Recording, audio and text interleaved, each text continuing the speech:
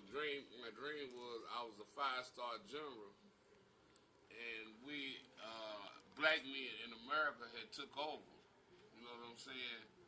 And they had me stationed out in Iowa. You know what I'm saying? And I had to go through all these cornfields. I had to go and gather up all the white folks. All white folks. Yeah. And when we run into the villages, you know, the order was to chop off the white man's head and kill the sons and enslave the white women. You know what I'm saying? Yeah. But we couldn't touch the white women. You know, we can. They like pork. You know, we couldn't do nothing while we was out in the field.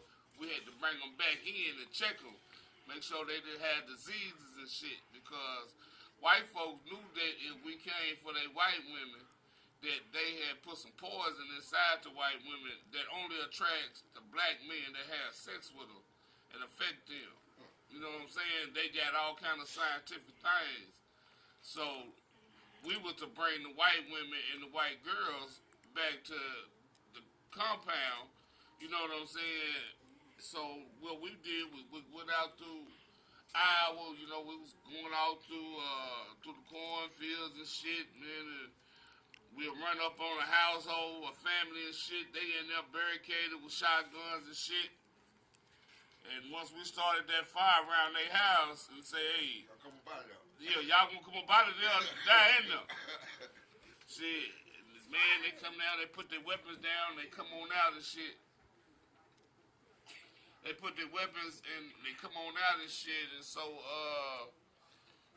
I told one white girl, I said, you want your mama to live? I'll kill her right now. Cut your daddy head off. And little white girl, I put the gun to her mama head. I said, it's either your mama or your daddy. Which one? And she went on and chopped the daddy head off. It didn't quite come off. It was hanging to the side like that. And I could hear the white man tell her, I forgive you, baby. Like that, you know.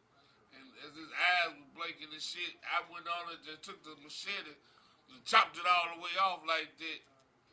You know what I'm saying? I told her mama, go bathe your little girl up because she had blood all over and shit. And I sent one of my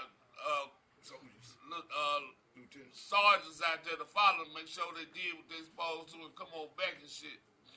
Then we stormed and took them, we tied them down in a little pen that we made, and we surveyed the other areas, and we went and looked for the other white folks and shit. And then came across this Mexican family, and I told these Mexicans, I said, hey, you either gonna ride with us or die with them. And we need you to surrender all your guns and come on out of there. But they didn't want to do it, so and we told them we're gonna burn this motherfucker down if you don't come out. And they said, shit, that's all right. Well, go ahead, do what you gotta do. So we put gas all around the motherfucker, and next thing you know, all we smelled was tacos and burritos and shit. You know, shit. I don't know, but goddamn, a couple of us sat there and waited. The fire went down and shit, we knew that they had the meal and shit. We had to go to the border, but hey.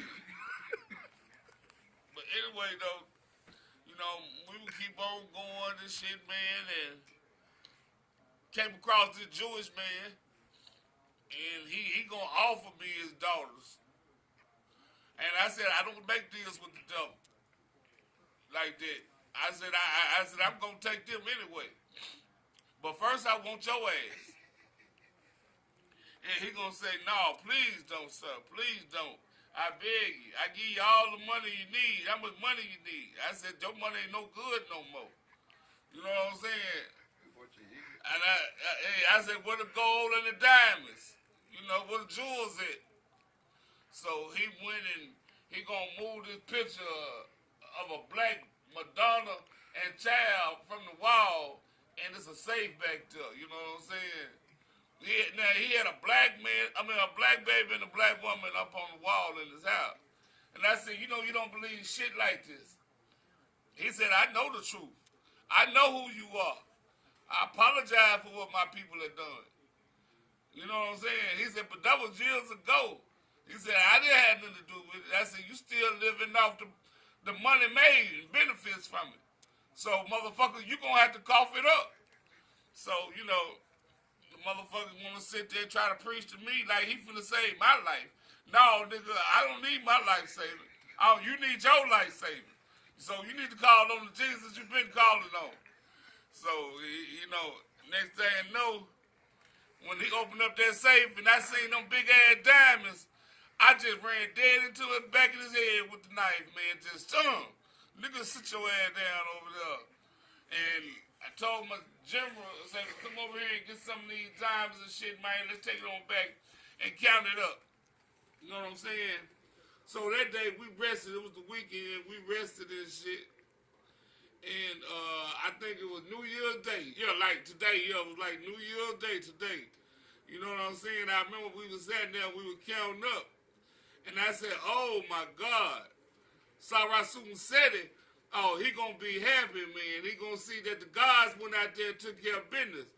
And then I counted up all the white men we killed. We killed over 320,000 white folks. We brought back almost 500,000 white women and white girls. And we brought home almost $3.2 million in jewelry and diamonds and gold and shit. You know what I'm saying? So I knew the general was going to say I did a good job, man. I know I did a good job. Because I ain't going to take a light on these crackers. I'm chopping heads off. And I'm impregnating white women and enslaving white girls. The end.